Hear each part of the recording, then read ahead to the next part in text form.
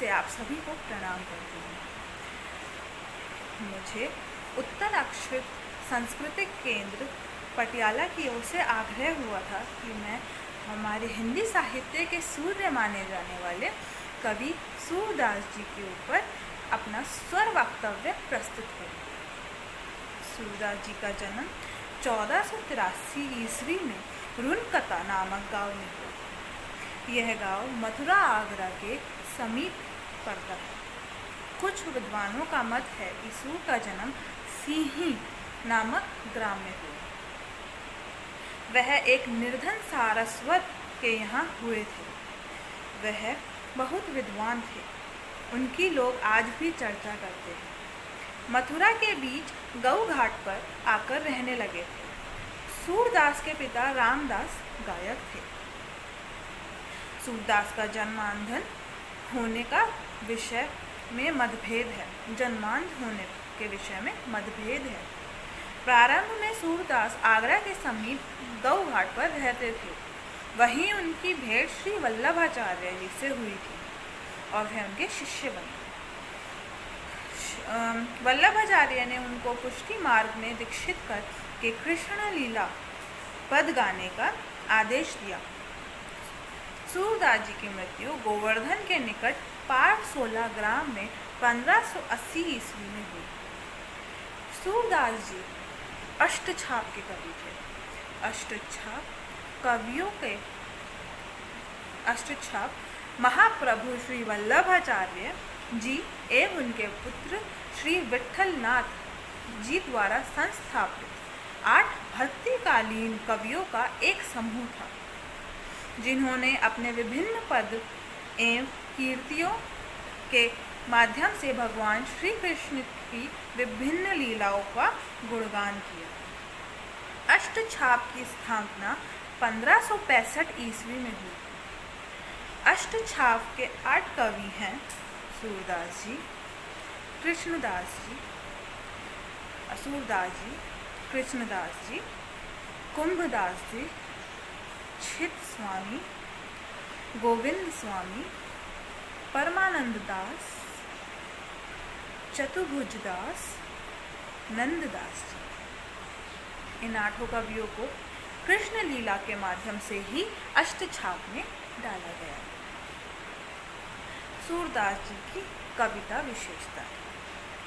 सूरदास जी के अनुसार भगवान श्री कृष्ण के अनुग्रह से मनुष्य को सद्बुद्धि मिल सकती है। अटल भक्ति काम कम्र भेद, जाति भेद, ज्ञान, योग से श्रेष्ठ है। सूर ने वात्सल्य, श्रृंगार और शांत रसों को मुख्य रूप से अपनाया है।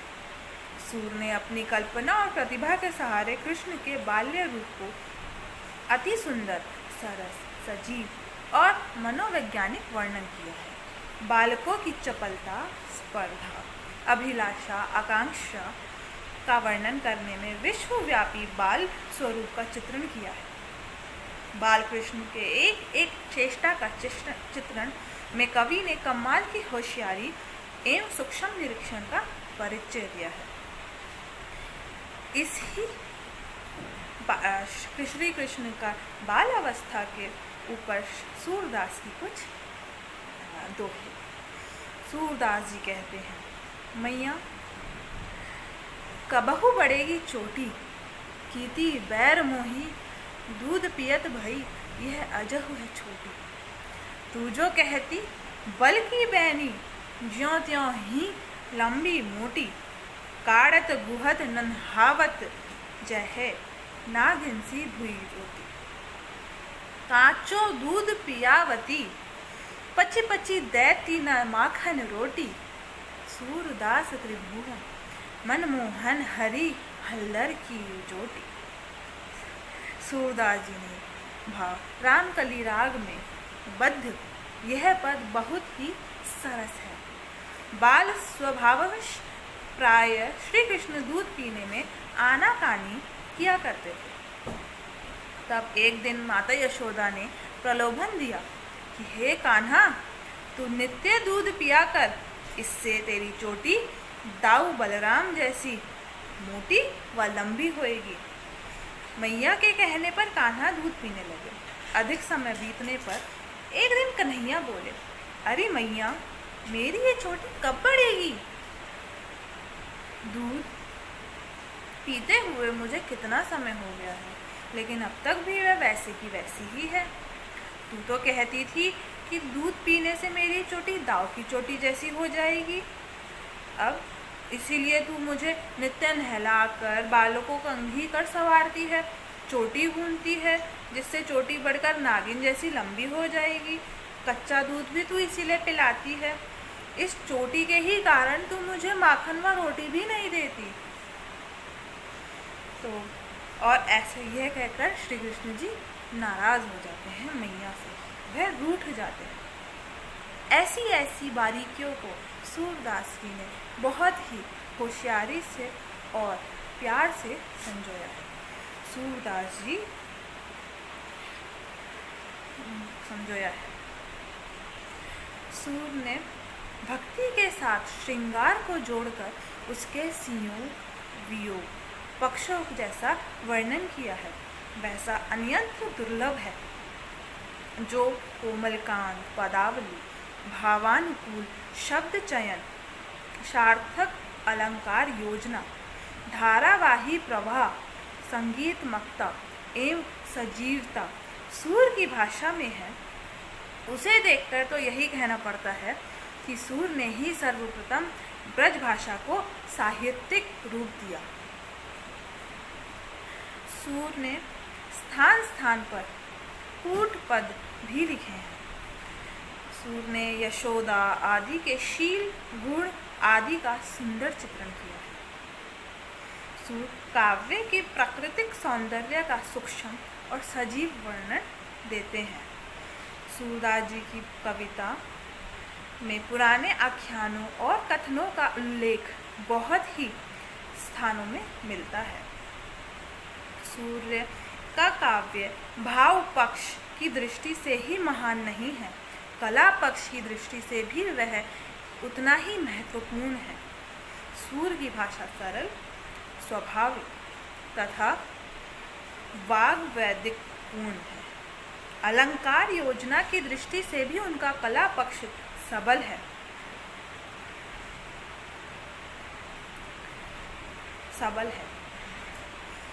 सूरदास जी ने विनय के पद भी रचे हैं, जिसमें उनकी दास्य भावना कहीं कहीं तुलसीदास से आगे बढ़ जाती है। इसी पे सूरदास जी का एक कथन मुझे याद आता है। सूरदास जी कहते हैं, हमारे प्रभु औगिन चितना धरो, समदर्शी है नाम तुम्हारे, सोई पार करो। एक लोहा पूजा के घर में, एक घर बाधिक परो, सौ दुविधा पारस नहीं जानत, कंचन करत खरो। एक नदिया एक नार कहावत, मैली नीर भरो, जब मिली जाए एक वरन है, सूर सरी नाम पढ़ो। तन माया जहु ब्रह्म कहावत, सूर सो मिली बिगरो, हे इनको निर्धार कीजिए, प्रण जात करो। भक्त और भगवान के बीच कितना मधुर संबंध दर्शाया है। इस पद के माध्यम से सूरदास जी ने यह सर्वविदित है कि पूर्णता केवल ईश्वर को प्राप्त है।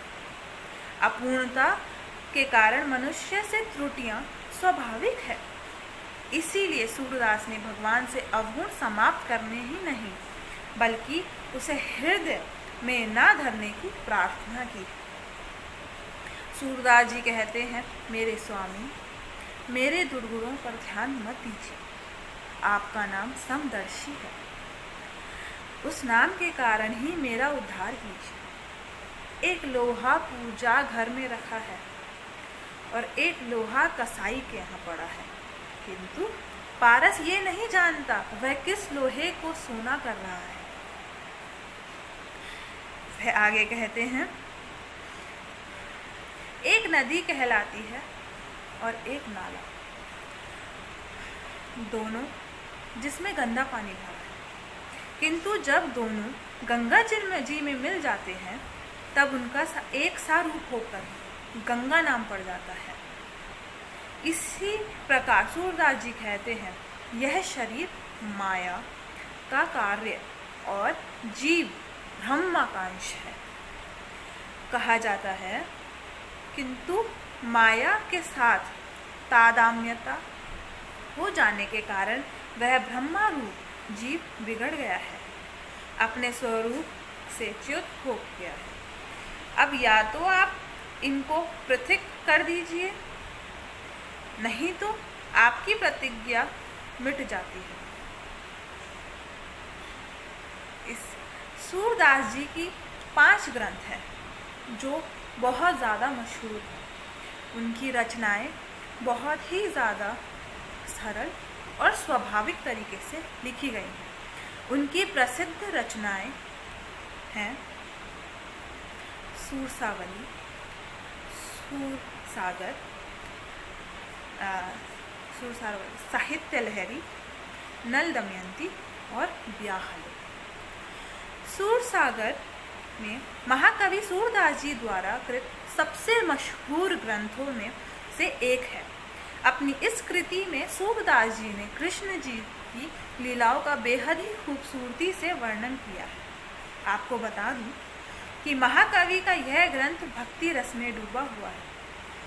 एक ऐसा ग्रंथ है जिसमें करीब 1.25 लाख पदों के लिखे होने का दावा किया गया है।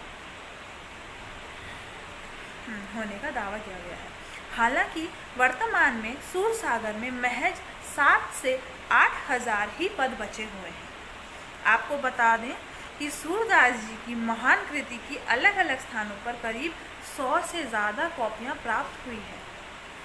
सूरसागर का जितनी भी कॉपियाँ हासिल हुई हैं वह सभी 1696 से लेकर 19वीं शताब्दी के बीच की है। सूरदास जी की इस कृति में भक्ति रस का प्रधानता है। दूसरा ग्रंथ सूरसावली। सूरसावली हिंदी साहित्य के सर्वश्रेष्ठ कवि सूरदास जी द्वारा रचित उनकी प्रसिद्ध ग्रंथों में से एक। उसमें 1107 छंद का वर्णन शानदार तरीके से किया गया है। आपको बता दूं कि महाकवि सूरदास जी ने अपने इस मशहूर ग्रंथ की रचना अपनी वृद्धावस्था में की थी, जब वह 67 साल के थे। तब उन्होंने सूरसरावली को लिखा था। इतिहासकारों के मुताबिक सूरदास जी ने अपनी इस प्रसिद्ध कृति में 1602 संवत में लिखा गया। सूरदास जी का यह ग्रंथ एक वृहद होली गीत के रूप में रचित है। इस ग्रंथ में सूरदास जी का ही श्री कृष्ण के प्रति अलौकिक प्रेम और उनकी गहरी आस्था को देखने को मिलती है। तीसरा ग्रंथ साहित्य लहरी। साहित्य लहरी सूरदास जी का एक अन्य प्रसिद्ध काव्य ग्रंथ है। इस ग्रंथ में पद्य लाइनों में माध्यम से कवि ने अपने प्रभु श्री कृष्ण की भक्ति की कई रचनाएं बड़ी शानदार तरीके से प्रस्तुत की है। सूरदास जी की यह रचना एक लघु रचना है जिसमें 118 पद हैं। वहीं इस ग्रंथ के सबसे खास बात यह है कि साहित्य लहरी के सबसे आखिरी पद में अपने वंश वृक्ष के बारे में बताया है। सूरदास जी के प्रसिद्ध कृति के श्रृंगार रस की प्रधानता है। नल दमयंती। नल दमयंती चौथा मशहूर कृतियों में से एक है। इसी कवि ने श्री कृष्ण भक्ति में अलग एक महाभारत कालीन और नल और दमयंती की कहानी का उल्लेख किया है। पांचवां ग्रंथ ब्याहलो। ब्याहलो भी सूरदास जी का एक बहुत ही मशहूर कृति है।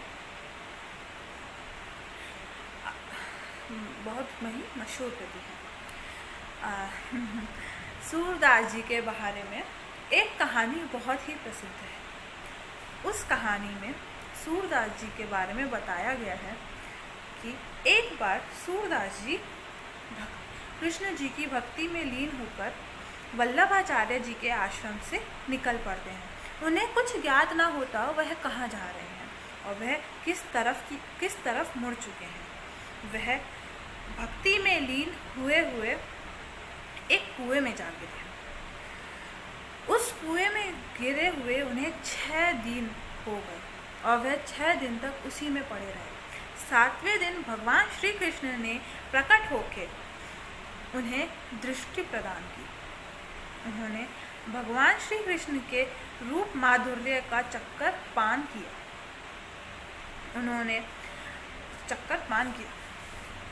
श्री कृष्ण जी का अद्भुत स्वरूप उन्होंने देखा। श्री कृष्ण जी ने अपने दर्शन के बाद उनसे एक और वर मांगने को कहा। तो सूरदास जी वर के लिए मांगते हैं कि हे भगवान, मैंने जिन नेत्रों से आपका दर्शन किया है उनसे संसार के किसी अन्य व्यक्ति और वस्तु का दर्शन ना करूं। अर्थात उन्होंने दी गई दृष्टि वापस लौटा दी और वह फिर अंधे हो गए। फिर जब श्री कृष्ण जी वापस गए तो रुक्मणी जी, उनकी पत्नी, उनसे पूछती हैं कि आप सूरदास जी के पास क्यों गए। तो यह सुन के श्री कृष्ण जी कहते हैं, सूरदास जी मेरे भक्त हैं और जहाँ मेरे भक्त को परेशानी होगी मैं वहाँ हमेशा रहूँगा। जहाँ उसे मेरी ज़रूरत होगी मैं वहाँ अवश्य जाऊँगा। इसीलिए सूरदास जी कहते हैं, चरण कमल बंदो हरि राय, जाकी कृपा पंगु गिरि लांगे, अंधे को सब कुछ दर्शाई। बहिरो सुने मुख पुनि बोले, रंक चले सर छत्र चराई। सूरदास स्वामी करुणामय, बार बार बंदो तेहि पाई। अर्थात सूरदास जी के अनुसार कृष्ण की कृपा होने पर लंगड़ा व्यक्ति पर्वत को लांघ देता है, अंधे को सब कुछ दिखाई देता है, बहरा सब कुछ सुनने लगता है, गूंगा व्यक्ति बोलने लगता है, गरीब व्यक्ति अमीर हो जाता है। ऐसे दयालु श्री कृष्ण के चरणों की वंदना कौन नहीं करेगा। सूरदास जी की भक्ति अद्भुत थी। सूरदास जी ने काफ़ी सारे कीर्तन और कुछ भजनों की रचनाएं भी की थी। कुछ भजन मैं आपके सामने प्रस्तुत करती हूँ। धन्यवाद। पहला भजन।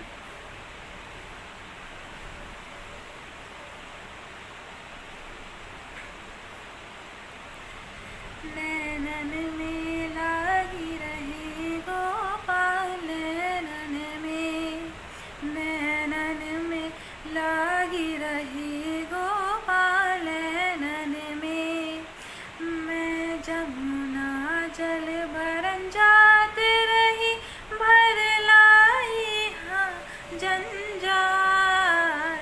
नैनन में लागी रही गोपाल, नैनन में रुनक झुनक पग नैपुर बाजे, चाल चलत गजराज।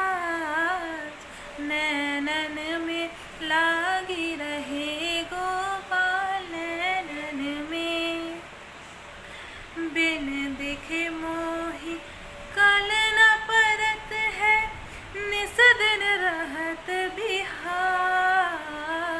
नैनन में लागी रहे गोपाल, नैनन में लोक लाज कुल की मर्यादा, निपट भ्रम का जाल।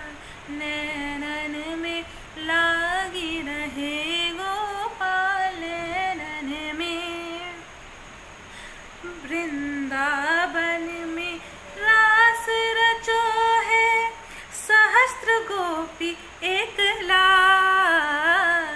नैनन में लागी रहे गोपाल, नैनन में शंख चक्र गदा पद्म विराजे, के नयन विशाल, नैनन में लागी रहे गोपाल, नैनन में। सूरदास हरि को रूप निहारो, चिरन जीव रहो नंदलाल, नैनन में लागी रहे गोपाल, नैनन में। धन्यवाद। एक और छोटा सा भजन मैं आप लोगों के सामने प्रस्तुत करना चाहूँगी। धन्यवाद। दर्शन बिना तरसत मोरी अखियाँ, दर्शन बिना तरसत मोरी अखियाँ, तुम पिया मोहि क्षण सिधारो, फरकन लागी छतिया, दर्शन बिना तरसत मोरी अखियाँ, बसती छाड़ उजड़ किनी व्याकुल, भई सब सखिया, दर्शन बिना तरसत मोरी अखियाँ, अखियाँ। सूरदास कहे प्रभु तुम्हारो, मिल न ज्यों जलंती मुख बतिया, दर्शन बिना तरसत मोरी अखियाँ, अखियाँ। अब हम अपने अंत में पहुँच गए हैं प्रस्तुति के, और मैं अंतिम भजन के साथ समाप्ति करती हूँ। जागो प्रीतम प्यारा लाल तुम, जागो बंसी वाला, तुमसे मेरो मन लाग रहो तुम, जागो मुरली वाला, जागो प्रीतम प्यारा लाल तुम, जागो बंसी वाला, तुमसे मेरो मन लाग रहो तुम, जागो मुरली वाला। बन बन की चिड़िया चाव चाव बोले, पंछी करे पुकारा, रजनी बीत और भोर भयो है, घर घर खुल्या कमरा, जागो प्रीतम प्यारा लाल तुम, जागो बंसी वाला, घर घर गोपी दही बिलोवे, कंकड़ काठी मकारा, दही दूध का बन्य कटोरा, सावर गुड़या डारा, जागो प्रीतम प्यारा लाल तुम, जागो बंसी वाला, तुमसे मेरो मन लाग रहो तुम, जागो मुरली वाला। धेनु उठी बन में चली है, संग नहीं गवारा, ग्वाल बाल सब द्वारे ठाटे, स्तुति करत अपारा, जागो प्रीतम प्यारा लाल तुम, जागो बंसी वाला। शिव सनकादिक और ब्रह्मादिक, गुण गावे प्रभु तोरा, सूरदास बलिहार चरण पर, चरण कमल चित मोरा जागो पपीतम प्यारा लाल तुम जागो बंसी वाला तुमसे मेरो मन लागे रहो तुम जागो मुरली वाला। धन्यवाद। जो भी भूल चूक हुई हो उसे माफ़ कीजिएगा। आशा करती हूँ आप सभी को मेरी ये प्रस्तुति पसंद आए और इसी के साथ मैं उत्तर अक्षरित सांस्कृतिक केंद्र को धन्यवाद देती हूँ कि उन्होंने मुझे ये स्वर वक्तव्य प्रस्तुत करने का अवसर दिया। धन्यवाद।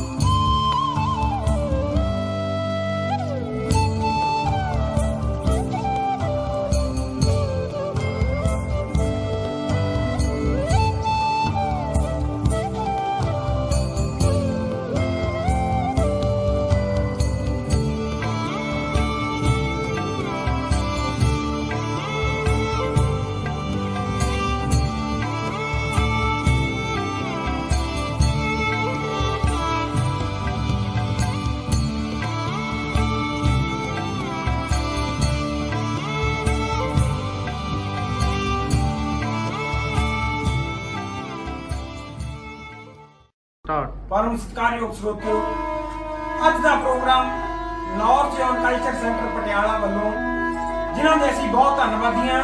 ਸਾਨੂੰ ਲੋਕਡਾਊਨ ਵਿੱਚ ਵੀ ਰੁਜ਼ਗਾਰ ਦਿੱਤਾ।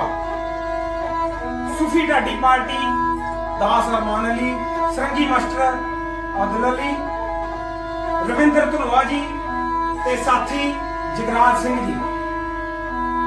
ਪੁਰਾਤਨ ਕਲਚਰ, ਪੁਰਾਤਨ ਸੱਭਿਆਚਾਰ, ਹੀਰ ਤੇ ਰਾਂਝਾ। ਜਦੋਂ ਜੱਟ ਰਾਂਝਾ ਜੋਗੀ ਬਣ ਕੇ ਖੇੜਿਆਂ ਦੇ ਬਾਗ 'ਚ ਆ ਗਿਆ ਤਾਂ ਖੇੜਿਆਂ ਦੀਆਂ ਕੁੜੀਆਂ ਜਾ ਕੇ ਹੀਰ ਨੂੰ ਸੁਨੇਹੇ ਦਿੰਦੀਆਂ ਨੇ, ਸਿਫਤਾਂ ਕਰਦੀਆਂ ਨੇ। ਕੀ ਕਹਿੰਦੀਆਂ ਨੇ? ਭਾਬੋ ਬਾਗਾਂ ਦੇ ਵਿੱਚ ਐਸਾ ਸੋਹਣਾ ਜੋਗੀ ਆਇਆ, ਜਿਹੜੀ ਧਰਤੀ ਤੇ ਬੈਠਾ ਉਹ ਧਰਤੀ ਨੂੰ ਵੀ ਹੁਸਨ ਚੜਿਆ ਪਿਆ।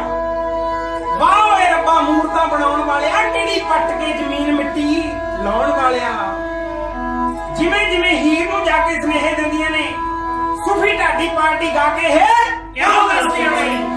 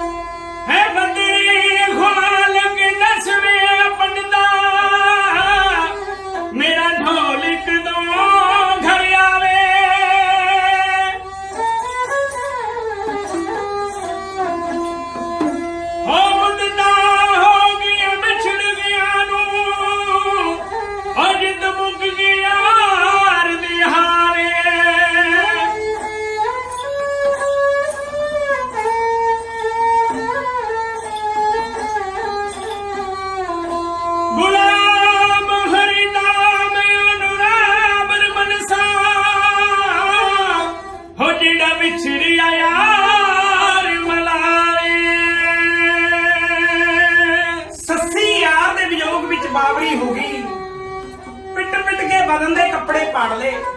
ਕਦੇ ਬਾਲਾਂ ਦਾ ਰੁੱਗ ਭਰਦੀ ਆ ਰੇਤੇ 'ਚ ਮਿਲਾ ਦਿੰਦੀ ਆ, ਕਦੇ ਰੇਤੇ ਦਾ ਰੁੱਗ ਭਰਦੀ ਆ ਬਾਲਾਂ 'ਚ ਪਾ ਲੈਂਦੀ ਐ। ਯਾਰ ਨੂੰ ਭਾਲਦੀ ਫਿਰਦੀ ਐ। ਪੁੰਨੂਆ ਧੋਖਾ ਕਰ ਗਿਆ।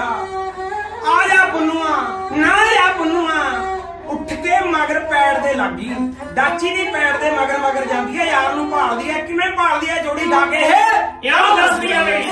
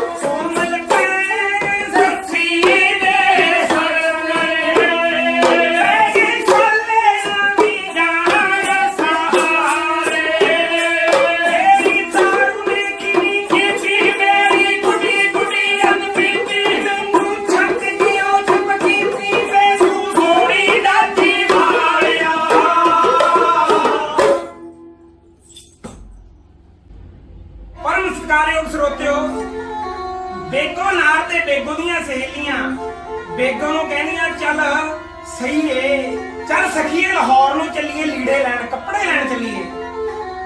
ਜਦੋਂ ਲਾਹੌਰ ਪਹੁੰਚ ਗਈਆਂ, ਕਿਹਦੀ ਹੱਟ ਤੇ ਪਹੁੰਚੀਆਂ? ਇੰਦਰਬਾਣੀਏ ਦੀ ਹੱਟ ਤੇ। ਜਦੋਂ ਇੰਦਰਬਾਣੀਏ ਦੀ ਹੱਟ ਤੇ ਪਹੁੰਚੀਆਂ ਤਾਂ ਬੇਗੋ ਦੇ ਰੂਪ ਦੀਆਂ ਸਿਫਤਾਂ ਲੱਗ ਗਿਆ ਬਾਣੀਆਂ ਕਰਨ। ਕੀ ਕਹਿੰਦਾ? ਕਹਿੰਦਾ ਬਾ ਓਏ ਰੱਬਾ ਮੂਰਤਾਂ ਬਣਾਉਣ ਵਾਲਿਆ, ਕਿਹੜੀ ਪੱਟ ਕੇ ਜ਼ਮੀਨ ਮਿੱਟੀ ਲਾਉਣ ਵਾਲਿਆ, ਯਾਰ ਰੱਬ ਹੁਸਨ ਉਹਨਾਂ ਨੂੰ ਦੇਵੇਂ, ਯਾਰ ਰੱਬ ਹੁਸਨ ਉਹਨਾਂ ਨੂੰ ਦੇਵੇਂ ਜਿਹੜੇ ਲੁੱਕ ਛਿਪ ਦੇਣ ਨਜ਼ਾਰੇ, ਗਲੀਆਂ ਦੇ ਵਿੱਚ ਰੁਲਦੇ ਫਿਰਦੇ ਆ ਦੋ ਅੱਖੀਆਂ ਦੇ ਮਾਰੇ, ਗਲੀਆਂ ਦੇ ਵਿੱਚ ਰੁਲਦੇ ਫਿਰਦੇ ਆ ਦੋ ਅੱਖੀਆਂ ਦੇ ਮਾਰੇ ਬੇਗੋ ਕਹਿੰਦੀ ਰਾਜਾ ਇੰਦਰ ਬਾਣੀਏ ਸੇਠਾ ਇਹ ਗੱਲਾਂ ਨਹੀਂ ਪਾਉਂਦੀਆਂ। ਦੇਵੀ ਦੇਵਤੇ ਬੜੇ ਬੜੇ ਆਸ਼ਕੇ ਦੁਨੀਆ ਤੇ ਹੋ ਕੇ ਚਲੇ ਗਏ ਪਰ ਕਿਸੇ ਨੇ ਨਫਾ ਨਹੀਂ ਪਾਇਆ। ਜਿਵੇਂ ਜਿਵੇਂ ਬੇਗੋ ਇੰਦਰ ਬਾਣੀਏ ਨਾਲ ਆਸ਼ਕਾਂ ਦੀਆਂ ਗੱਲਾਂ ਕਰਦੀ ਹੈ, ਗਿਣ ਗਿਣ ਕੇ ਦੱਸਦੀ ਆ ਉਸ ਵੇਲੇ ਦੀ ਵਾਰਤਾ ਜੋੜੀ ਗਾ ਕੇ ਹੈ ਕਿਉਂ ਦੱਸ ਰਹੀ ਹੈ ਬਈ?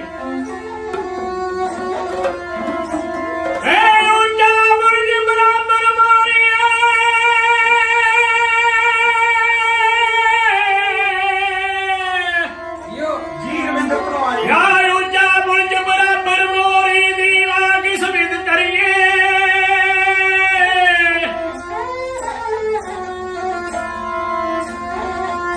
ਫੇਰ ਆਰੇ ਬਦਲਨੀ ਆ ਦਿਲ ਥੋੜਾ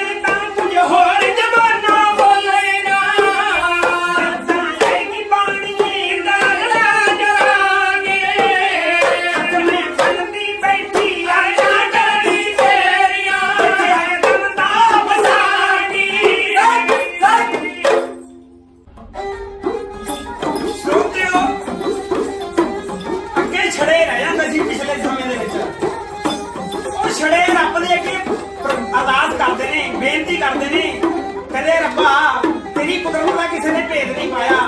ਪਲ ਵਿੱਚ ਤਾਂ ਤੂੰ ਜੰਗਲਾਂ ਦੇ ਵਿੱਚ ਜਿਹੜੇ ਸ਼ੇਰ ਫਿਰਦੇ ਨੇ ਉਹਨਾਂ ਦੇ ਗਲ ਤੇ ਸੰਗਲ ਪਾ ਦਿੰਦਾ। ਪਲ ਵਿੱਚ ਪੰਛੀ ਚੋਗ ਚੁਗਣ ਲੱਗ ਜਾਂਦੇ ਨੇ, ਪਲ ਵਿੱਚ ਆਣ ਗਲ ਕਟਾ ਲੈਂਦੇ ਨੇ। ਕਦੇ ਤਾਂ ਟਿੱਬਿਆਂ ਤੇ ਜਲ ਮੇਲਦਾ ਫਿਰਦਾ, ਕਦੇ ਟਿੱਬਿਆਂ ਦੇ ਵਿੱਚ ਨਦੀਆਂ ਦਿਖਾਉਣਾ ਹੈ। ਤੇਰੀ ਕੁਦਰਤ ਦਾ ਕਿਸੇ ਨੇ ਭੇਦ ਨਹੀਂ ਪਾਇਆ। ਜਿਵੇਂ ਜਿਵੇਂ ਛੜੇ ਮਰਿਆਦਾ ਕਰਦੇ ਨੇ, ਕਹਿੰਦੇ ਜਾਂ ਤਾਂ ਸਾਨੂੰ ਵੀ ਇੱਕ ਨਾਰੀ ਬਖਸ਼ ਦੇ, ਨਹੀਂ ਜਿਹੜੇ ਆ ਨਾਰੀਆਂ ਨੇ ਇਹਨਾਂ ਤੋਂ ਖੋਲਾ। ਕੀ ਕਹਿੰਦੇ ਨੇ ਛੜੇ? ਜੋੜੀ ਕਾਗੇ ਹੈ ਕਿਆ ਦੱਸਦੇ ਆ ਮੈਨੂੰ।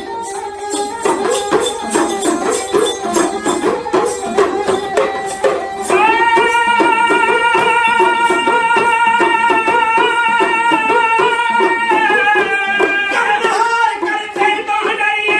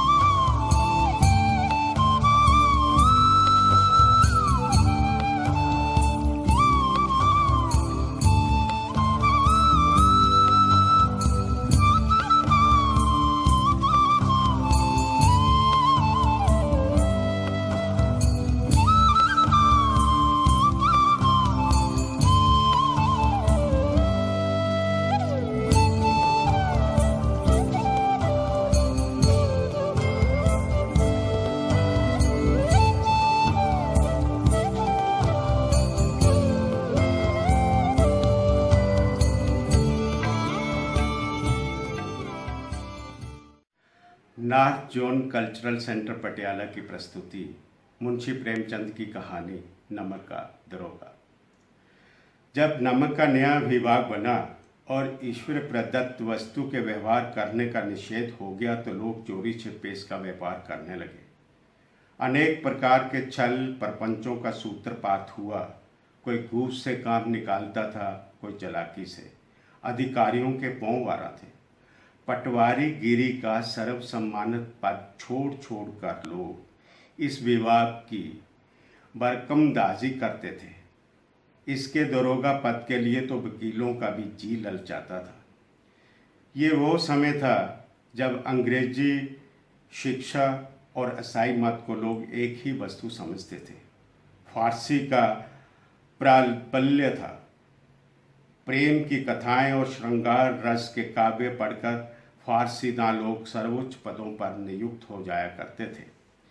मुंशी वंशीधर भी जुलेखा की विरह कथा समाप्त करके सिरी और फरियाद के प्रेम वृतांत को नल और नील की लड़ाई और अमेरिका के आविष्कार से अधिक महत्व की बातें समझते हुए रोजगार की खोज में निकले।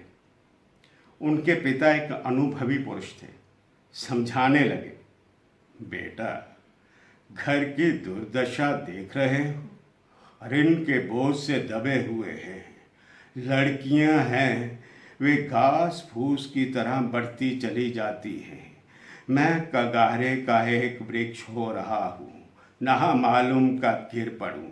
अब तुम ही घर के मालिक मुख्तार हो। नौकरी में ओहदे की ओर ध्यान मत देना, ये तो पीर का मज़ार है।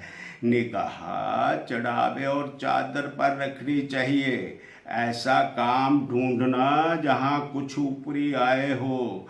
मासिक वेतन तो पूर्णमासी का चांद है, जो एक दिन दिखाई देता है और घटते घटते लुप्त हो जाता है।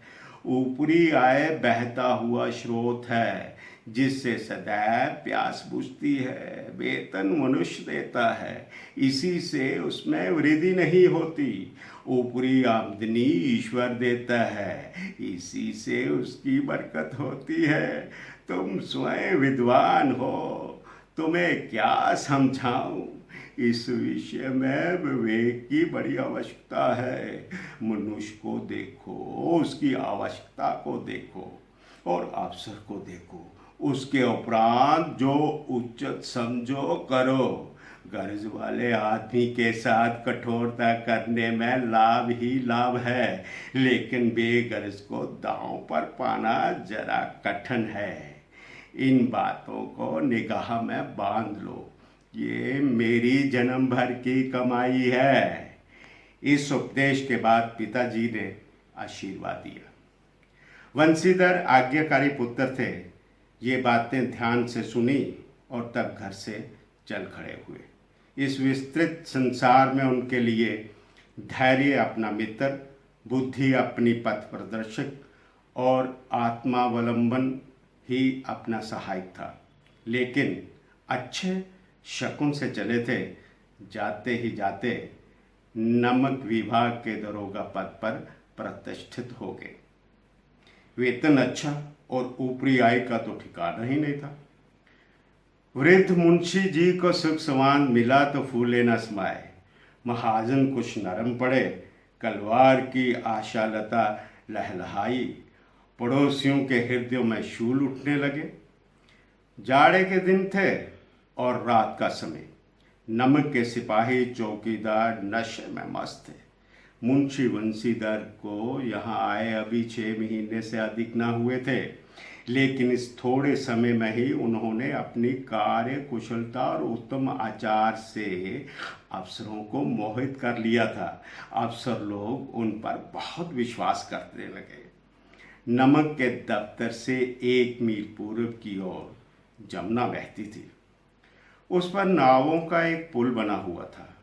दरोगा जी किवाड़ बंद किए मीठी नींद सो रहे थे। अचानक आंख खुली तो नदी के प्रवाह की जगह गाड़ियों की गड़गड़ाहट तथा मलाहों का कोलाहल सुनाई दिया। उठ बैठे। इतनी रात गे गाड़ियों क्यों नदी के पार जाती हैं? अवश्य कुछ न कुछ गोलमाल है।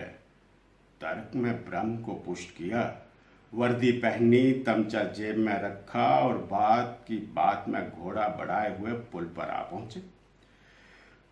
गाड़ियों की एक लंबी कतार पुल के पार जाती देखी, टांग कर पूछा, किसकी गाड़ियां हैं? थोड़ी देर तक सन्नाटा रहा। आदमियों में कुछ कानाफूसी हुई। तब आगे वाले ने कहा, पंडित अलोपी दीन की। कौन पंडित अलोपी दीन? दातागंज के। मुंशी वंशीधर चौंके। पंडित अलोपी दीन इस इलाके के सबसे प्रतिष्ठित जमींदार थे। लाखों रुपयों का लेन देन करते थे। इधर छोटे से बड़े कौन ऐसे थे जो उनके ऋणी ना हो। व्यापार भी बड़ा लंबा चौड़ा था। बड़े चलते पुर्जे आदमी थे। अंग्रेज अफसर उनके इलाके में शिकार खेलने आते और उनके मेहमान होते। बाहरों महास सदा व्रत चलता था। मुंशी ने पूछा, गाड़ियां कहाँ जाएंगी? उत्तर मिला, कानपुर। लेकिन इस प्रश्न पर कि इनमें क्या है, सन्नाटा छा गया। दरोगा साहब का संदेह और भी बढ़ा। कुछ देर तक उत्तर की बाट देखकर वो जोर से बोले, क्या तुम सब गूंगे हो गए हो? हम पूछते हैं इनमें क्या लदा है?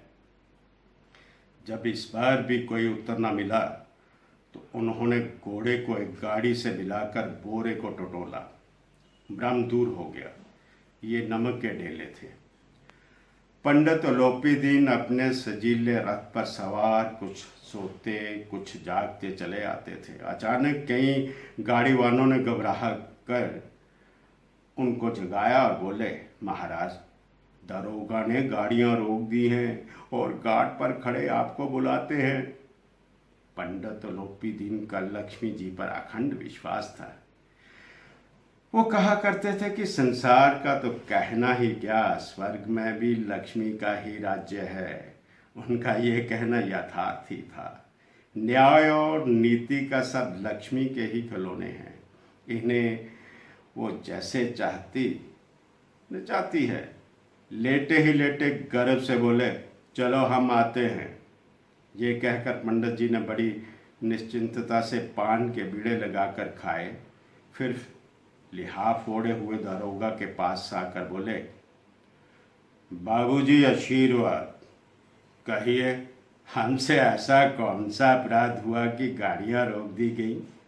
हम ब्राह्मणों पर तो आपकी कृपा दृष्टि रहनी चाहिए। वंशीधर रुखाई से बोले, सरकारी हुक्म। पंडित अलोपी दीन ने हंसकर कहा, हम सरकारी हुक्म को नहीं जानते और ना सरकार को। हमारे सरकार तो आप ही हैं। हमारा और आपका तो घर का मामला है। हम कभी आपसे बाहर हो सकते हैं। आपने व्यर्थ का कष्ट उठाया। ये हो नहीं सकता कि इधर से जाए और इस घाट के देवता को भेंट न चढ़ाए। मैं तो आपकी सेवा में स्वयं ही आ रहा था। वंशीधर पर ऐश्वर्य की मोहनी वंशी का कुछ प्रभाव न पड़ा। ईमानदारी की नहीं उमंग थी। कड़क कर बोले, हम उन नमक हरामों में नहीं हैं जो कौड़ियों पर अपना ईमान बेचते फिरते हैं। आप इस समय हिरासत में हैं। आपको कायदे के अनुसार चालान होगा। बस, मुझे अधिक बातों की फुर्सत नहीं है। जमादार बदलू सिंह, तुम इन्हें हिरासत में ले चलो। मैं हुक्म देता हूं। पंडित अलोपी दीन स्तब्ध हो गए। गाड़ी वालों में हलचल मच गई। पंडित जी के जीवन में कदाचित ये पहला ही अवसर था कि पंडित जी को ऐसी कठोर बातें सुननी पड़ी। बदलू सिंह आगे बढ़ा, किंतु रोब के मारे ये साहस ना हुआ कि उनका हाथ पकड़ सके। पंडित जी ने धर्म को धन का ऐसा निराधर करते कभी न देखा था। विचार किया कि ये अभी उदंड लड़का है, माया मोह के जाल में अभी नहीं पड़ा, अल्हड़ है, झिझकता है। बहुत धीन बाप से बोले, बाबू साहब, ऐसा न कीजिए, हम मिट्टी हो जाएंगे, इज्जत धूल में मिल जाएगी। हमारा अपमान करने से आपके हाथ क्या आएगा? हम किसी तरह आपसे बाहर थोड़े ही हैं।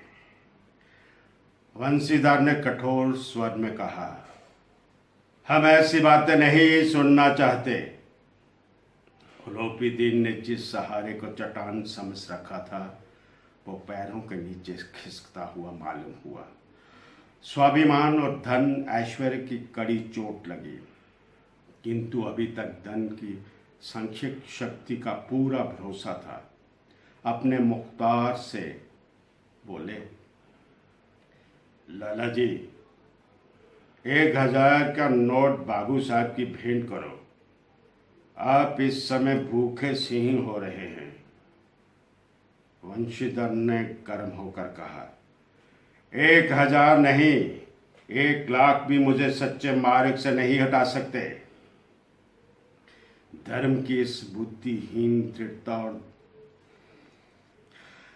दृढ़ता और देव दुर्लभ त्याग पर मन बहुत झुंझलाया।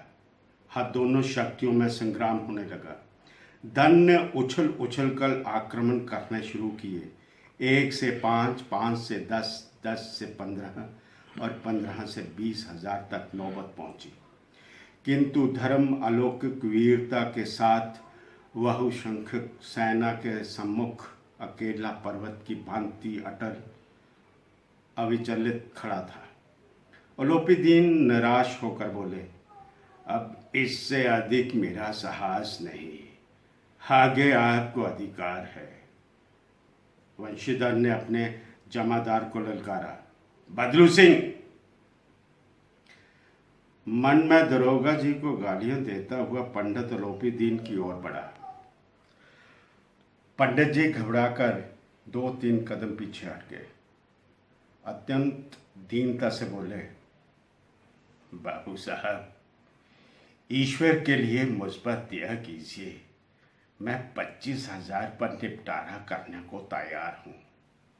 असंभव बात है, 30,000 पर किसी तरह भी संभव नहीं। क्या 40,000 पर भी नहीं?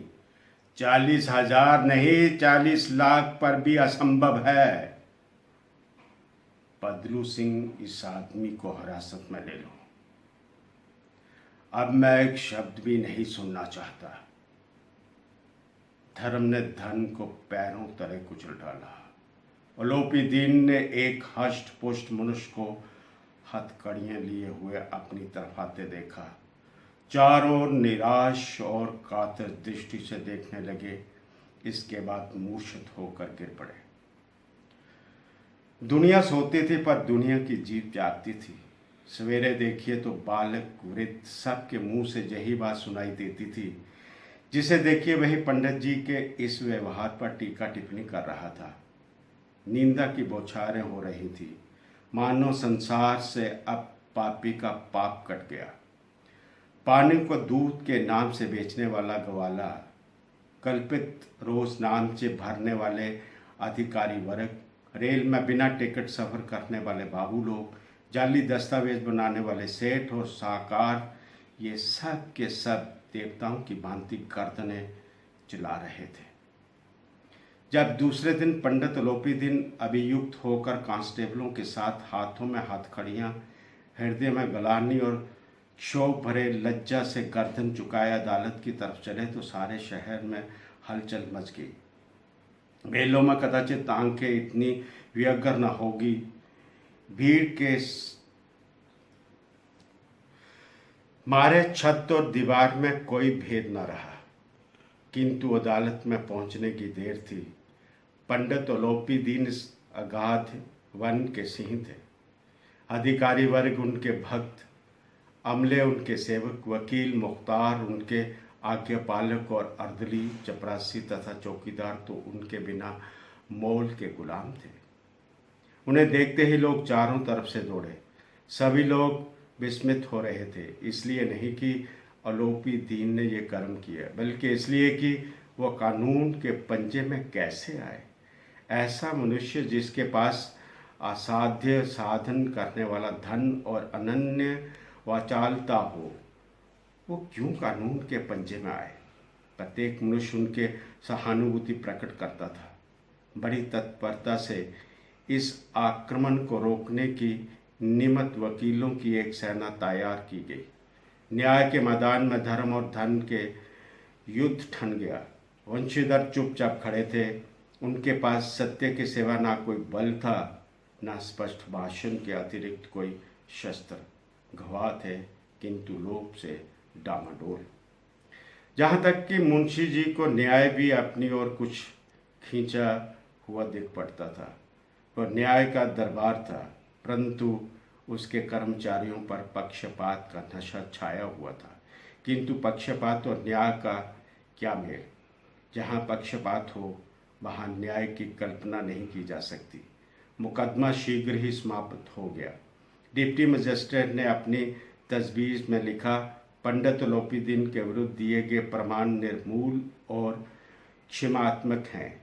वो एक बड़े भारी आदमी हैं। ये बात कल्पना के बाहर है कि उन्होंने थोड़े लाभ के लिए ऐसा दुस्साहस किया हो। यद्यपि नमक के दरोगा मुंशी वंशीधर का अधिक दोष नहीं है, लेकिन ये बड़े खेद की बात है कि उसकी उद्दंडता और विचारहीनता के कारण एक भले मानुष को कष्ट झेलना पड़ा। हम प्रसन्न हैं कि वो अपने काम में सजग और सचेत रहता है, किंतु नमक के मुकदमे की बढ़ी हुई नमक से हलाली ने उसके विवेक और बुद्धि को भ्रष्ट कर दिया। भविष्य में उसे होशियार रहना चाहिए। वकील ने यह फैसला सुना और उछल पड़े। पंडित लोपीदीन मुस्कुराते हुए बाहर निकले। स्वजन बांधवों ने रुपये की लूट की। उदारता का सागर उमड़ पड़ा। उसकी लहरों ने अदालत की नींद तक हिला दी थी। जब वंशीधर बाहर निकले तो चारों ओर उनके ऊपर व्यंग वाणों की वर्षा होने लगी। चपरासियों ने झुक झुक कर सलाम किए, किंतु इस समय एक कटु वाक्य, एक एक संकेत उनकी करवनी को प्रज्वलित कर रहा था। कदाचित इस मुकदमे में सफल होकर वो इस तरह अकड़ते हुए न चलते। आज उन्हें संसार का एक खेदजनक विचित्र अनुभव हुआ।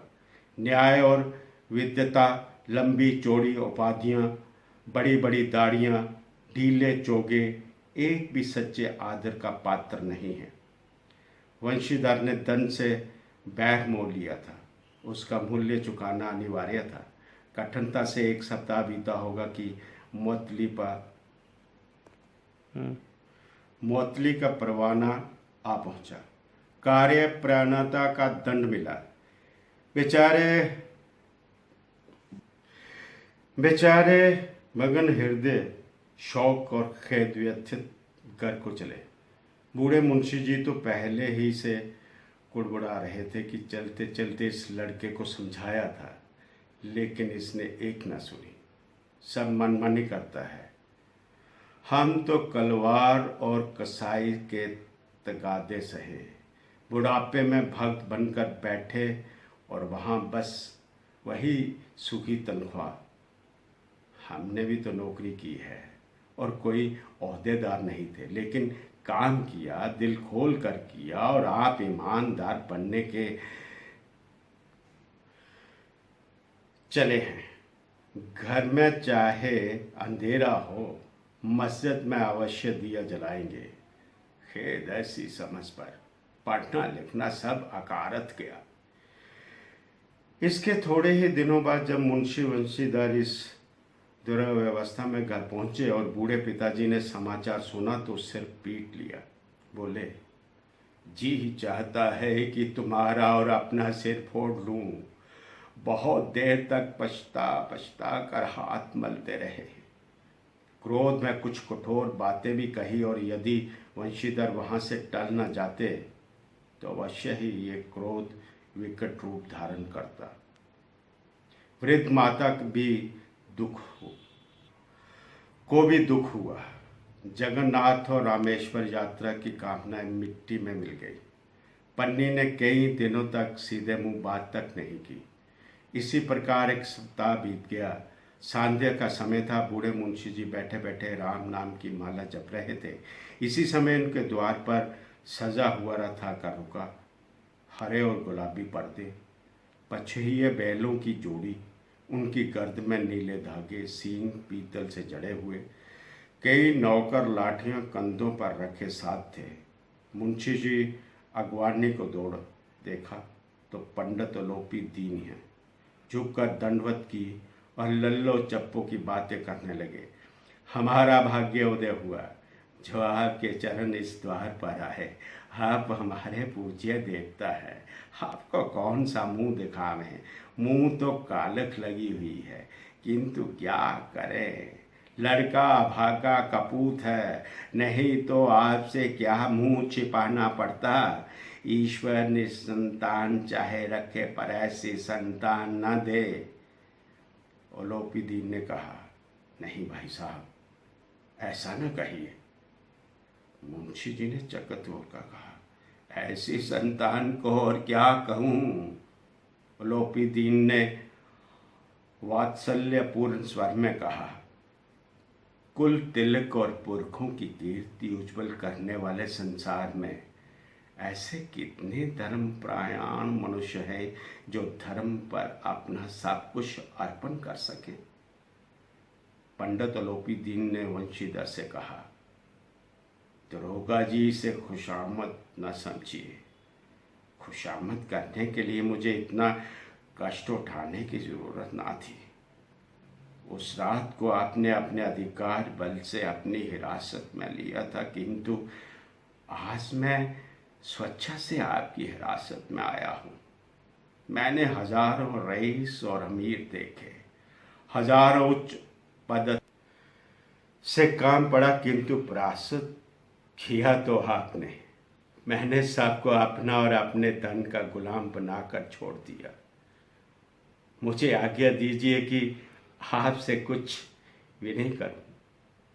वंशीधर ने ओलोपी दीन को आते देखा तो उठकर सत्कार किया, किंतु स्वाभिमान सहित समझ गए कि ये महाशय मुझे लज्जित करने और जलाने आए हैं। क्षमा प्रार्थना की चेष्टा नहीं की, वरन उन्हें अपने पिता की ये ठाकुर सुहाती की बात असहाय सी प्रतीत हुई। पर पंडित जी की बातें सुनी तो मन की मैल मिट गई। पंडित जी की ओर उड़ती हुई दृष्टि से देखा, सद्भाव छलक रहा था। गर्व ने अब लज्जा के सामने सिर झुका दिया। शर्माते हुए बोले, ये आपकी उदारता है जो ऐसा कहते हैं। मुझसे जो कुछ अविन्य हुई है उसे क्षमा कीजिए। मैं धर्म की बेड़ी में जकड़ा हुआ था, नहीं तो वैसे मैं आपका दास हूँ। जो आज्ञा होगी वो मेरे सिर माथे पर। ओलोपी दीन ने विनीत भाव से कहा, नदी तट पर आपने मेरी प्रार्थना नहीं स्वीकार की थी, किंतु आज स्वीकार करनी पड़ेगी। वंशीधर बोले, मैं किस योग्य हूँ, किंतु जो कुछ सेवा मुझसे हो सकती है उसमें त्रुटि ना होगी। ओलोपी दीन ने एक स्टाम्प लगा हुआ पत्र निकाला और उसे वंशीधर के सामने रखकर बोले, इस पद को स्वीकार कीजिए और अपने हस्ताक्षर कर दीजिए। मैं ब्राह्मण हूँ, जब तक ये सवाल पूरा न कीजिएगा द्वार से न हटूंगा। मुंशी वंशीधर ने उस कागज़ को पढ़ा तो कृतज्ञता से आंखों में आंसू भर आए। पंडित ओलोपी दीन ने उनको अपनी सारी जायदाद का स्थायी मैनेजर नियत किया था। 6,000 वार्षिक वेतन के अतिरिक्त रोजाना खर्च अलग, सवारी के लिए घोड़ा, रहने को बंगला, नौकर चाकर मुफ्त। कंपित स्वर में बोले, पंडित जी, मुझमें इतनी सामर्थ्य नहीं है कि आपकी उदारता की प्रशंसा करूं, किंतु ऐसे उच्च पद के योग्य नहीं हूं। ओलोपी दीन हंसकर बोले, मुझे इस समय एक अयोग्य मनुष्य की ही जरूरत है। वंशीधर ने गंभीर भाव से कहा, यूं मैं आपका दास हूं। आप जैसे कीर्तिमान सज्जन पुरुष की सेवा करना मेरे लिए सौभाग्य की बात है, किंतु मुझमें ना विद्या है, ना बुद्धि, ना वह स्वभाव जो इन त्रुटियों की पूर्ति कर देता है। ऐसे महान कार्य के लिए एक बड़े मर्मज्ञ अनुभवी मनुष्य की जरूरत है। लोपीदीन ने कलम दान से कलम निकाल ली और उसे वंशीधर के हाथ में देकर बोले, ना मुझे विद्यता की चाह है, ना अनुभव की, ना मर्मज्ञता की, ना कार्य कुशलता की। इन गुणों के महत्व को खूब पा चुका हूँ। अब सौभाग्य और सुअवसर ने मुझे वो मोती दे दिया जिसके सामने योग्यता और विद्यता की चमक फीकी पड़ जाती है। ये कलम लीजिए, अधिक सोच विचार न कीजिए, दस्तखत कर दीजिए। परमात्मा से यही प्रार्थना है कि वो आपको सदैव वही नदी के किनारे वाला बेमुरौबत और दंड कठोर परंतु धर्मनिष्ठ दारोगा बनाए रखे। वंशीधर की आंखें डबडबाई। हृदय के संकुचित पात्र में इतना एहसान न समा सका। एक बार फिर पंडित जी की ओर भक्ति और श्रद्धा की दृष्टि से देखकर कामते हुए हाथ से मैनेजरी के कागज पर हस्ताक्षर कर दिए। लोपीदीन ने प्रफुल्लित होकर उन्हें गले लगा लिया।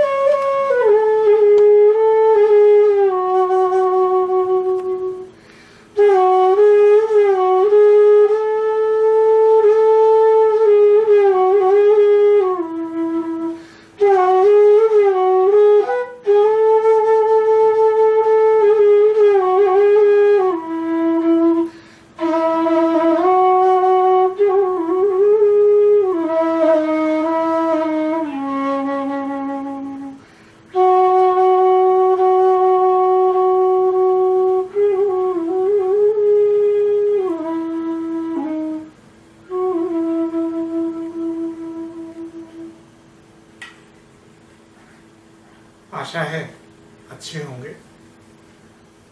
पिछले 2 एपिसोड में हमने बांसुरी के बारे में बहुत कुछ सीखा, बहुत कुछ जाना। पहले एपिसोड में बांसुरी के इतिहास के बारे में और बांसुरी की कला यात्रा के बारे में जाना। दूसरे एपिसोड में हमने फूंक और उंगलियों के रख रखाव के बारे में जाना। हमने ये जाना कि स्वर कैसे निकालें, उंगलियों को कैसे रखें, फूंकना कैसे चाहिए, इत्यादि इत्यादि। आशा है इन सोपानों के साथ आप अपने घर में रियाज भी कर रहे होंगे। आज मैं प्रारंभ कर रहा हूं सा से लेकर ऊपर के सा तक और फिर वापस किस तरह से आते हैं, स्वर कैसे निकालते हैं, इससे मैं प्रारंभ कर रहा हूं। आप देखें, मैंने आपको पहले बताया था कि 3 छेद बंद और 3 खुले रखकर हम षड्ज बजाते हैं। अब मैं आगे के बाकी सारे स्वर बजाकर दिखा रहा हूं।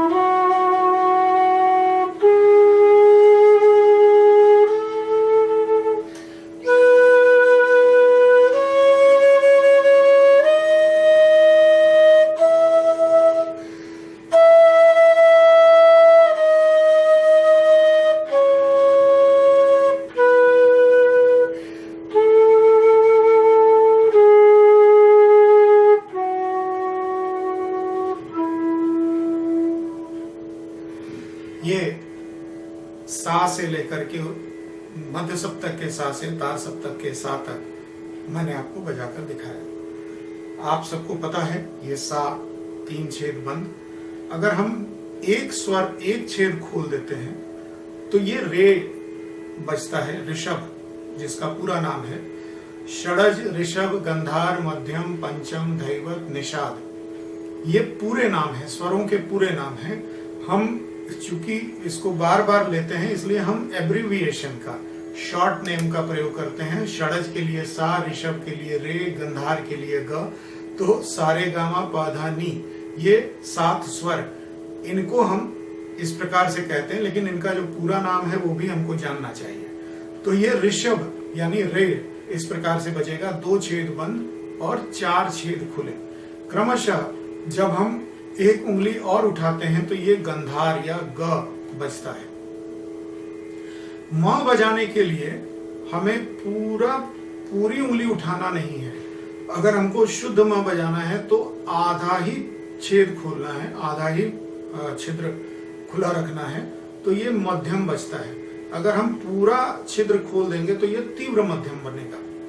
तो सा, रे, ग, म अभी हम शुद्ध मध्यम लेकर के ही बजाएंगे। और जब हम सारे स्वर बंद कर देते हैं तो ये पंचम प बजता है।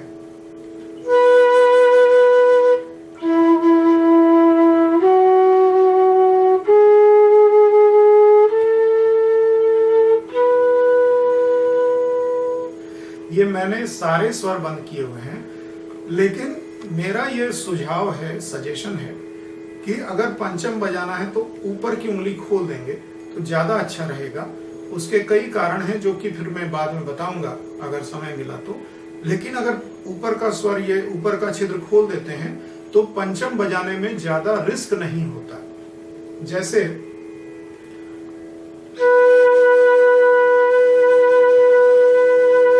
कोई ज्यादा फर्क नहीं है, लेकिन इससे कुछ लाभ जरूर होता है, वो फिर बाद में चर्चा करेंगे इसके बारे में। अब देखिए, पंचम के बाद नीचे से उंगलियां खुलती हैं। ये नीचे से उंगलियां हम खोलना शुरू करते हैं।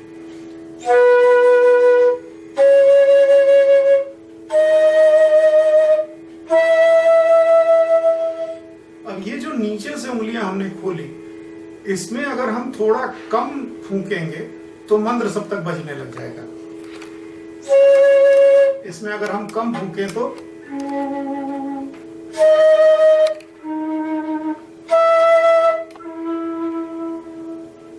तो आप देखते हैं कि बांसुरी में 6 छिद्रों में सारे स्वर इस तरह से निकलते हैं कि हम फूंक की तीव्रता, उससे हम स्वरों को निकालने का काम करते हैं। ज्यादा तीव्र फूंक देंगे तो ऊपर के स्वर बजेंगे, और अगर कम फूंकेंगे तो नीचे के स्वर बजेंगे। तो ये पंचम से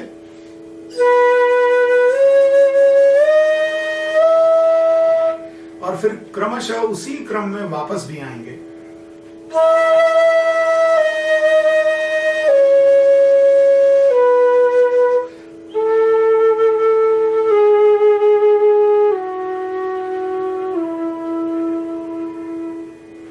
एक बार फिर से मैं सारे गामा पाधा नीसा सानी धपा मागा रेसा ये बजा रहा हूं।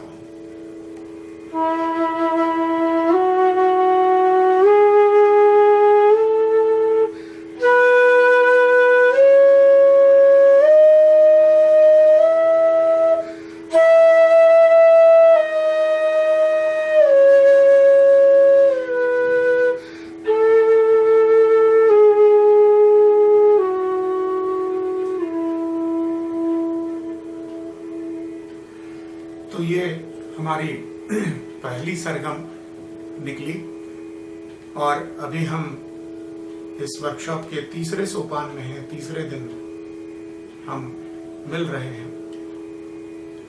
स्वरों के ऊपर और अलंकारों के ऊपर अब हमें जाना है, लेकिन उसके पहले एक बहुत महत्वपूर्ण बात मैं आपसे कहना चाहता हूं, वो है अच्छी बांसुरी कैसे लें। कई बार हमें जो मेले पर या ऐसे फुटपाथ पर या रेलवे स्टेशन पे या बस अड्डे पर बिकती हुई बांसुरियां जो दिखती हैं, वो ज्यादातर तो इस साइज की होती हैं। कई बार बड़ी बांसुरियां भी बांसुरी बेचने वाले पाए जाते हैं, लेकिन ज्यादातर वो बांसुरियां सुरीली नहीं होती, ट्यून्ड नहीं होती। उनकी ट्यूनिंग एक अंदाज से कर दी जाती है, उसमें कोई बहुत ज्यादा वैज्ञानिक तरीके से या बहुत एक्सपीरियंस्ड व्यक्ति के द्वारा ये किया गया हो, ऐसा नहीं होता।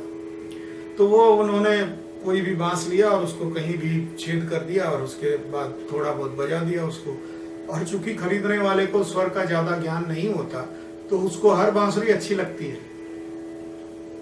तो और स्वाभाविक रूप से इस प्रकार की बांसुरियां बहुत सस्ती मिलती हैं, तो कोई 50 रुपए की, कोई 100 रुपए की बांसुरी आपको मिल जाती है, और वो बांसुरी आप खरीद के आपको लगता है कि आपने बहुत पैसा बचा लिया और बहुत बुद्धिमानी का कार्य किया, लेकिन वास्तव में ऐसा होता नहीं। दरअसल हम जब भी कोई इंस्ट्रूमेंट खरीदते हैं, और ये सिर्फ बांसुरी के लिए ही नहीं, कोई भी इंस्ट्रूमेंट अगर हम खरीदते हैं तो कोशिश करनी चाहिए कि हमें अच्छे से अच्छा इंस्ट्रूमेंट हम खरीदें, अच्छे से अच्छा वाद्य खरीदें। ऐसा क्यों?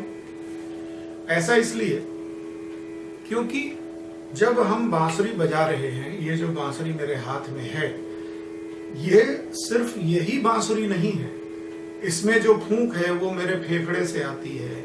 मेरा गला, मेरा मुंह, मेरी जीभ, दांत, होंठ, नाक, ये सारी चीजें, मेरा मन, मेरी आत्मा, ये सब कुछ इस बांसुरी के साथ जुड़ जाता है। तो वास्तव में ये बांसुरी जो है मेरे शरीर का एक अतिरिक्त अंग बन जाती है। यानी कई बार मैं ये कहता हूं कि बांसुरी नहीं बजती है, मैं ही बजता हूं। तो जो कलाकार स्वयं बज रहा होता है, तो आप क्या पसंद करेंगे कि आपका कोई भी अंग थोड़ा खराब हो, थोड़ा 19 हो, ऐसा तो आप कभी भी नहीं सोचेंगे। आप चाहेंगे कि आपके हर अंग को सुंदर से सुंदर और अच्छे से अच्छा होना चाहिए। उसी प्रकार से जब आप एक अतिरिक्त अंग अपने शरीर में लगाने जा रहे हैं, यानी मेरा इशारा बांसुरी की तरफ है, तो निश्चित रूप से वो बहुत अच्छी होनी चाहिए। दूसरी बात कि मेरे पास बांसुरियां 30-30, 40-40, 50-50 साल पुरानी बांसुरियां रखी हुई है। एक ऐसी बांसुरी है जो लगभग 25 वर्षों से मैं स्टेज पर बजा रहा हूँ। अभी कुछ समय से मैं ये जो बांसुरी बजा रहा हूँ, ये भी 2-3 साल पुरानी है। तो बांसुरी ऐसा नहीं है कि पुरानी होती है तो खराब हो जाती है या पुरानी बांसुरी काम में नहीं आती। जी नहीं, ऐसा नहीं है। एक एक बांसुरी 20 वर्ष 30 वर्ष चलती है, बल्कि कई और ज्यादा समय तक भी चलती है। तो बांसुरी जब आप खरीदने जाएं तो अच्छी से अच्छी बांसुरी खरीदें। आजकल बहुत सारे ऐसे बांसुरी बनाने वाले हैं जिनके पास में ट्यून्ड बांसुरी, बहुत सुंदर अच्छी सुरीली बांसुरी मिलती है। आप उनके पास जाएं और वो बांसुरी खरीदें। थोड़ा पैसा ज्यादा लगेगा, लेकिन वो बांसुरी हमेशा के लिए आपके पास रहेगी और वो हमेशा सुरीली बांसुरी होगी। उसमें कम से कम इनहेरेंट प्रॉब्लम्स नहीं होंगे और उसके हिसाब से आप अपने सुर को अगर एडजस्ट करेंगे तो आपको अच्छे सुर बजाने की आदत पड़ जाएगी। नहीं तो अगर बेसुरी बांसुरी पे रियाज करेंगे तो आप हर बार बेसुरी बांसुरी ही खोजेंगे, क्योंकि उसी पे आप सही निकाल पाएंगे। तो ये ध्यान रखें कि अच्छी बांसुरी खरीदें। कहाँ से खरीदना ये आपके ऊपर है, मैं अभी किसी का रिकमेंडेशन में नहीं कर सकता यहाँ पे, लेकिन अगर आप खोजेंगे तो आपको अच्छी बांसुरियां जरूर मिलेंगी। तो आगे की यात्रा करते हैं। बांसुरी अच्छी होनी चाहिए, अच्छी फूंक होनी चाहिए, उंगली का रखरखाव अच्छा होना चाहिए। अब आगे क्या? तो अब आगे हम इन स्वरों के ऊपर में अधिक से अधिक अधिकार करने की कोशिश करेंगे। इन स्वरों को ज्यादा से ज्यादा बजाने की कोशिश करेंगे और उसे करने के लिए हमारे शास्त्रीय संगीत में एक तरीका है कि आप अलग अलग स्वरों पे कमांड कैसे करें। तो उसके लिए हमारे पूर्वजों ने, हमारे विद्वानों ने अलंकार का निर्माण किया। अलंकार जो है उसका अर्थ होता है गहना। तो स्वरों को गहने के रूप में बनाना, यानी स्वरों का आना जाना एक बड़े सुंदर तरीके से अगर हम बजाते हैं तो उसको अलंकार कहते हैं। क्रम, उसमें एक बड़ा सुंदर क्रम होता है। तो अभी जो अलंकार, अभी जो मैंने सारे गामा पाधा नीसा सानी धापा मागा रेसा, ये जो बजाया मैंने, एक बार फिर बजा देता हूं।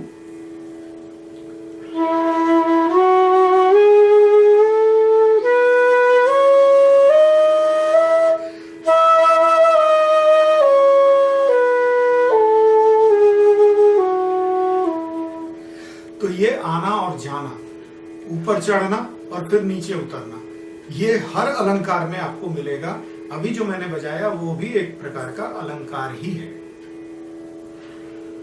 लेकिन मैंने शोध किया, काफी इसमें विचार किया, विमर्श किया और मैंने ये पाया कि बांसुरी पर हम सिर्फ सा से सा का अलंकार बजाएं तो वो उतना प्रभावी नहीं होता।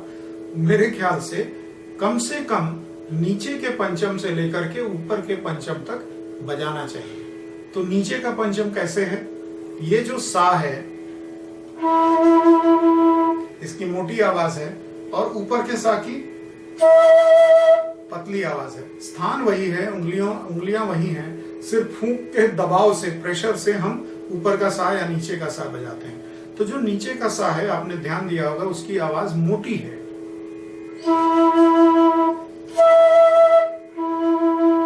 तो मोटी आवाज को लेते हुए ही हम अगर क्रमशः अपनी फिंगर्स को धीरे धीरे नीचे की तरफ बंद करते जाएंगे तो वो मंद्र सप्तक कहलाता है। जैसे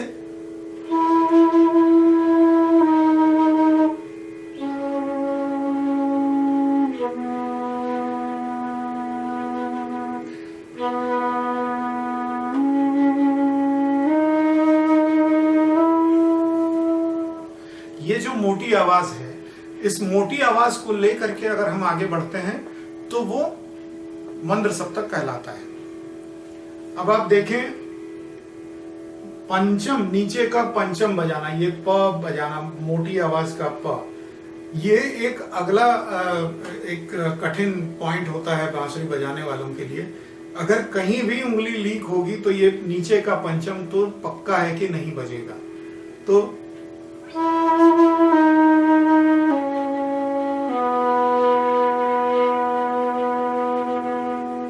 बड़ा खूबसूरत लगता है नीचे का पंचम, लेकिन अगर जरा सा भी कहीं, मान लीजिए अगर मैं अभी इस उंगली को, इस वाली उंगली को थोड़ा सा लीक कर रहा हूं, देखें,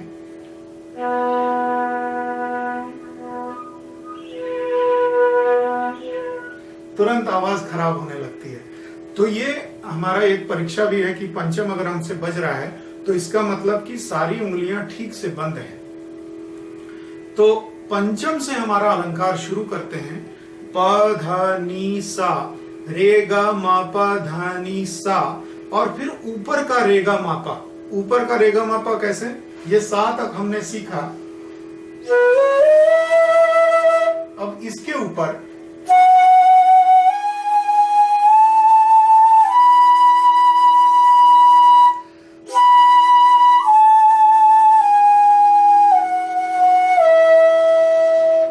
आपको मैंने बताया था कि अगर स्वर अगर चढ़ाने हैं तो फूंकना ज्यादा पड़ेगा, कम फूंकने से मध्य सप्तक निकलने लगेगा।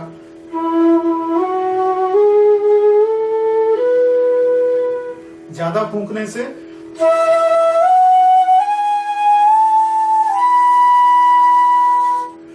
तो जिस अलंकार की मैं बात कर रहा था, नीचे के पंचम से लेकर के ऊपर के पंचम तक, वो मैं क्रमशः बजा रहा हूं।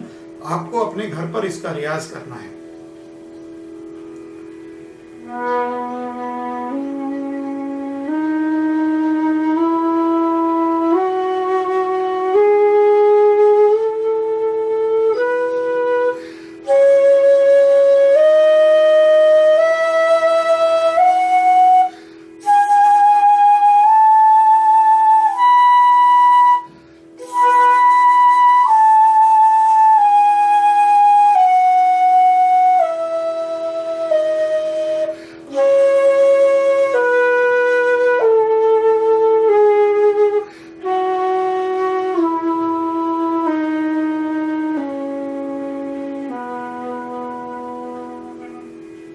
एक बार फिर से बजा रहा हूं, थोड़ी सी गति बढ़ा करके।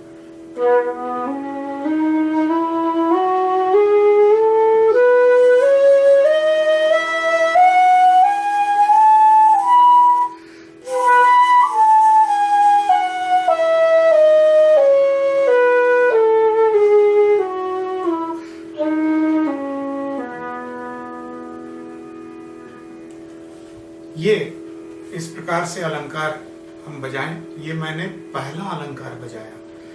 अब आपके मन में जिज्ञासा हो रही होगी कि बाकी सारे लोग तो सारे ग म प ध नि सा सा रे ध प म ग रे सा इस प्रकार से अलंकार गाते या बजाते हैं।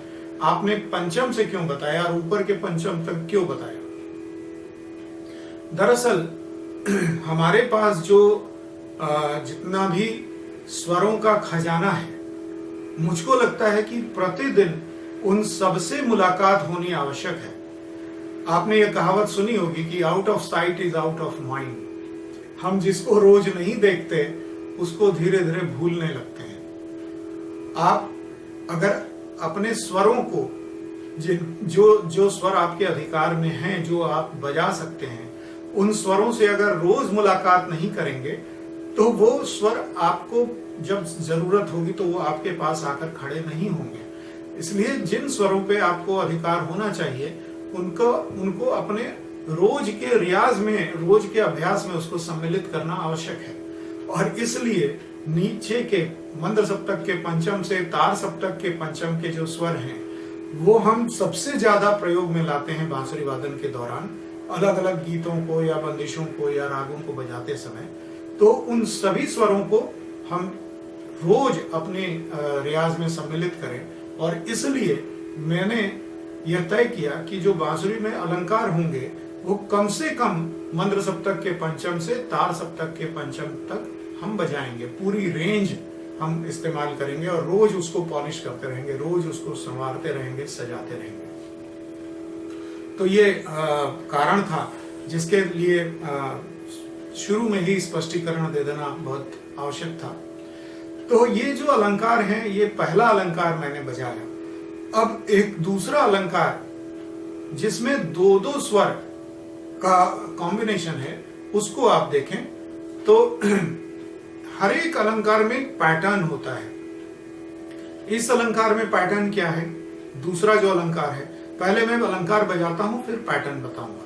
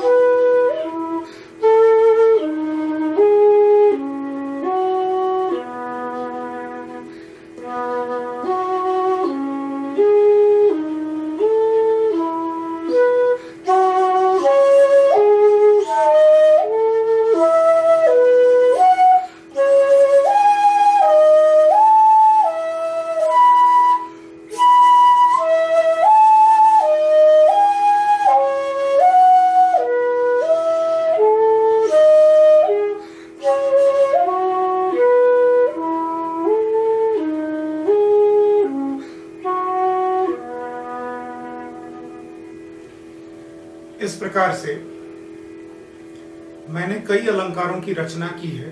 अलंकार तो असंख्य हो सकते हैं, लेकिन उसमें से कुछ अलंकारों को मैंने जानबूझकर चुना है जिससे बांसुरी बजाने वाले की एक खास दिशा में प्रैक्टिस हो जाती है।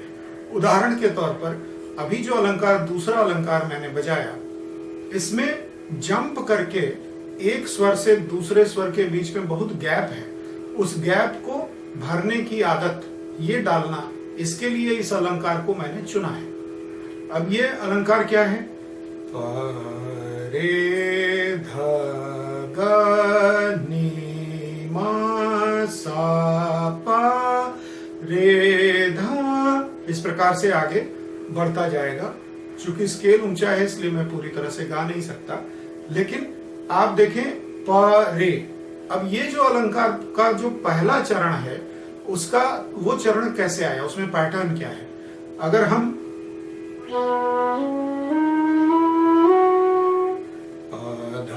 धी सा रे, ये 5 स्वर बजाते हैं, इसमें से अगर पहला स्वर और अंतिम स्वर ले लें तो वो हो जाएगा प रे। उसी प्रकार से ध नी सा रे ग, तो ध पहला स्वर और ग अंतिम स्वर, तो ये ध ग, ये दूसरा चरण हमको मिलता है। तो प रे ध ग नी मा, तीसरा जो चरण है वो नी सा रे ग मा नी मा, इस प्रकार से तीसरा चरण हमको मिलता है। और क्रमशः यह पैटर्न हम प्रयोग में लाते हैं इस अलंकार को बजाने के लिए। तो एक स्वर से सीधे 5वें स्वर पर जाना, इसकी प्रैक्टिस और इसका मेंटल प्रैक्टिस, इसका फिजिकल प्रैक्टिस, उंगलियों का प्रैक्टिस, फूंक की प्रैक्टिस, ये सारी चीजें सम्मिलित हों, इसलिए ये दूसरा अलंकार इस प्रकार से मैंने चूज किया है, इस प्रकार से मैंने चयन किया है इसका। तो एक बार और सुनिए इसको। प रे धा ग नी मा सा पा रे धा ग नी मा सा पा रे धा ग नी मा सा पा सा मा नी ग ध रे पा सा ध सा मा नी ग ध रे पा सा मा नी ग ध रे पा। तो रे सा नी धा पा, रे और पा, उल्टा भी उसी प्रकार से क्रम चलता है। आप एक बार और सुने इसको ध्यान से।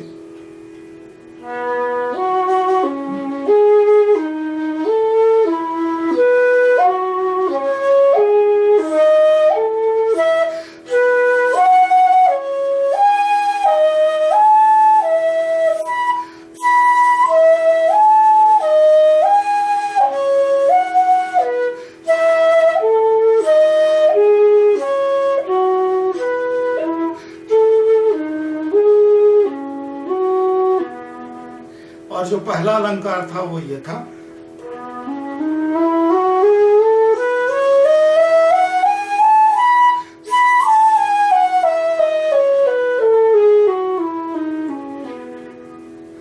तो ये अलंकार 1 और अलंकार 2 ये दोनों आज हमने सीखे। और इसके अलावा जो पिछला बांसुरी का इतिहास और उंगलियों और फूंकों का रख रखाव, ये सारी चीजें मैंने बताई। आशा है आप रोज इसका अभ्यास करेंगे और उसके बाद अगले सोपान पर जाएंगे।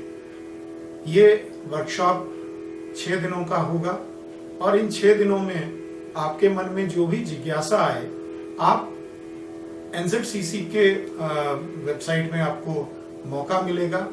रविवार के दिन हम लाइव बातचीत कर सकेंगे। आपके प्रश्न या जिज्ञासा जो कुछ भी होगी उसका समाधान करने की कोशिश करूंगा। मैं स्वयं रहूंगा उसमें। तो तब तक अगले एपिसोड में हम मिलने वाले हैं। आप सभी से विदा लेता हूं। नमस्कार।